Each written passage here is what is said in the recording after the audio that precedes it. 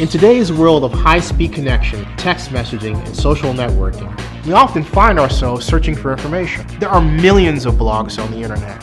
News, sports, politics, and tech. But I bring it all together for you and present it in a relentlessly unconventional fashion. My name is Zenny Abraham, and this is the Blog Report.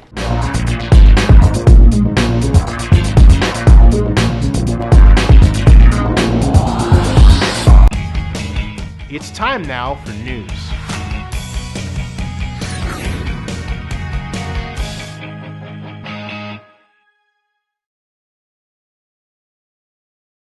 Hi everyone. Whether you're black, white, or of color, I know you can relate to this example I'm about to give you. A white person to me. You know, as a white person, Zenny, I can't understand what it's like to be black. Me back to the white person. Well, actually, I think you can. It's called empathy. And a lot of friends that I have who are white, and I mean real friends, not just people I run into on the street, get it because they're my friends.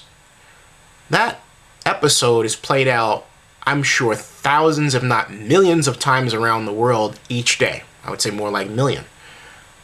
In the case of Chief Justice Designate Sonia Sotomayor, who's been accused of being racist by none other than, for example, Rush Limbaugh, it's the reverse of that example. Think about what I'm saying here. First of all, Judge Sotomayor is accused of having said essentially that in an example of cases that have to do with people of color, that she would hope that a wise Latina woman would be better at evaluating these matters than her white counterpart who didn't have that experience.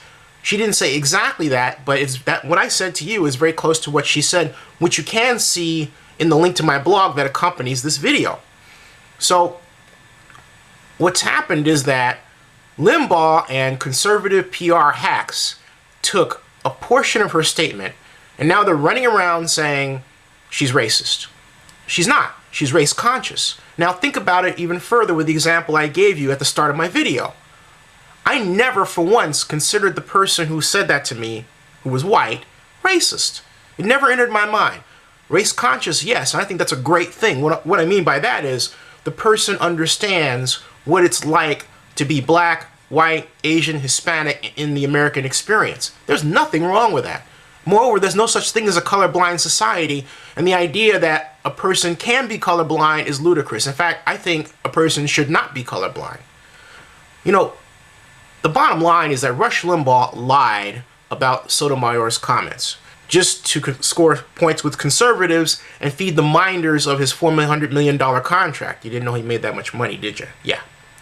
But the bottom line is, and the real issue is, that we all still need to learn to talk about race. That is, I have a friend, for example, who was talking about how a friend of hers was making something along the lines of Obama waffles, and I said, that's racist. If they put it out there, they're going to be excoriated in the blogosphere, and I might add that I'm going to be one of the people criticizing it. And instead, she started explaining to me that she personally is not racist, and I know this person. She's a dear friend of mine. I've known her for well over a decade. It had nothing to do with the matter of how society has changed and why products like that are not acceptable and why her friend's actions would be wrong. But she personalized it. Too often we personalize racial conversation without being able to take a more dispassionate read of how society is changing and say, you know what? I'm not going to do that because people don't want that anymore. And that's a good thing. So it's good that President Obama picked Sonia Sotomayor for Supreme Court Justice, who I might add actually defended a white racist in a case a while back. I'll get more details on that later. But it's good because she has ignited a conversation on race that we need to continue to have.